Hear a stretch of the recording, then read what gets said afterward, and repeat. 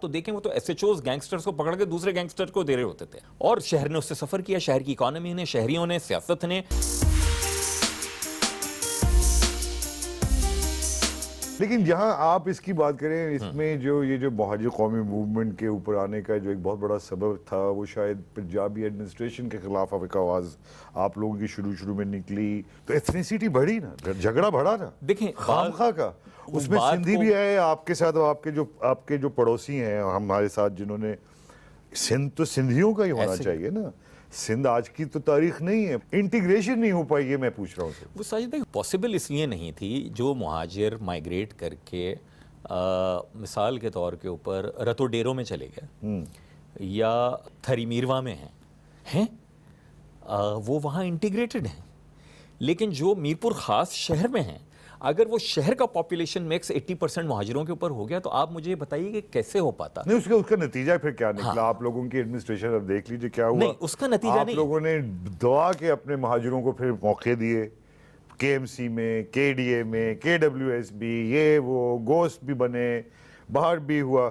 تو آپ نے اس عصبیت کو جو تھی وہ شاید بڑھاوا دیا. دیکھیں، پہلی بات تو یہ پاکستان میں ایک آئین تو ہے نا، ایک قانون ہے، وہ یہ کہتا ہے گریڈ 1 سے 15 کی سرکاری ملازمتیں اس ضلع کے لوگوں کو ہی دی جائیں گی. ٹھیک ہے. تو دین تو ہم نے کوئی تو غلط نہیں کیا، اسی ضلع کے لوگوں کو دیں. نہیں، آپ ایک لا، آپ کو پتہ ہے کہ شاید یہ غلط ہے لا، لیکن اس کو استعمال کر کے آپ چل رہے ہیں. نہیں ہے غلط کیا ہے جو سندھ گورنمنٹ نے پچھلے 12 سال میں کر دیا.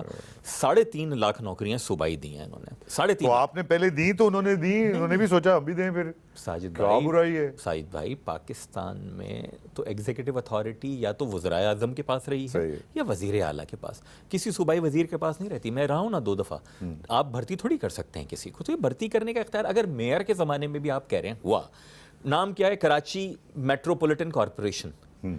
تو سرکاری نوکری کراچی کے شہری کو بلا تفریق زبان ملنی چاہیے. میں آپ کو ابھی چیلنج کر رہا ہوں، آپ کے ایم سی کے آفیسرز کی فہرست اٹھا کر دیکھ لیجئے، ہر زبان بولنے والا ملے گا. اب یہ جو مہاجرین جس میں بہت سارے لوگ شامل ہیں یار، ان کو جو ایک خلا محسوس ہو رہا ہے، ایک بالکل ویکیو، کہ ایک چیز جس کی وجہ سے وہ بہت شاید سیکیور محسوس کرتے تھے آپ جیسے لوگ، کیونکہ پاور میں تھے.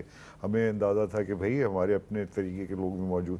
کتنی غلطی سمجھتے ہیں آپ ایم کیو ایم کی اپنی انٹرنل پالیسیز؟ میرے خیال میں 3 فیکٹرز تھے اس وائلنس کے، آپ 2008 آنورڈز جو ہوا ہے، اور اس میں سے ایم کیو ایم ایک بڑا فیکٹر تھی. لیکن عوامی نیشنل پارٹی اور پاکستان پیپلز پارٹی کے جو یہ لیاری والے تھے، ان کا بھی فیکٹر کمنگ. جی بالکل. اور میں اگر سمجھتا تھا تو یہی وجہ ہے کہ سلیم صافی صاحب نے اپنے ٹیلی ویژن انٹرویوز میں بھی کہا ہے، اور انہوں نے کالمز لکھے ہیں جہاں انہوں نے ایک آدھ اور ایم کیو ایم کے لوگ اور میرا نام لکھا ہے کہ یہ ہمیں اپروچ کرتے تھے کہ اے این پی کی جو ہائی لیڈرشپ ہے، جو اسفندیار ولی صاحب کو اپروچ کر کے کسی طریقے سے ہم کوئی رپروچما کی طرف جائیں تاکہ یہ بلڈ شیڈ جو ہے رکے. تو یہ کنسرن نظر آ رہا تھا.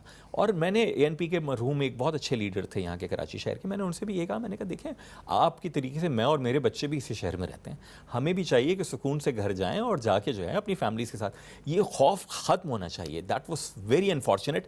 اور مجھے یہ لگتا ہے کہ ایم کیو ایم نے اس کا بہت خمیازہ بھی سیاسی طور کے اوپر بھگتا ہے. کس کی غلطی آپ سمجھتے زیادہ تھی؟ میں کیونکہ بڑی پارٹی تھا تو اس لیے مجھے زیادہ ذمہ داری کا مظاہرہ کرنا چاہیے تھا. صوبائی حکومت پیپلز پارٹی کی تھی، انہیں بھی زیادہ ذمہ داری کا مظاہرہ کرنا چاہیے تھا.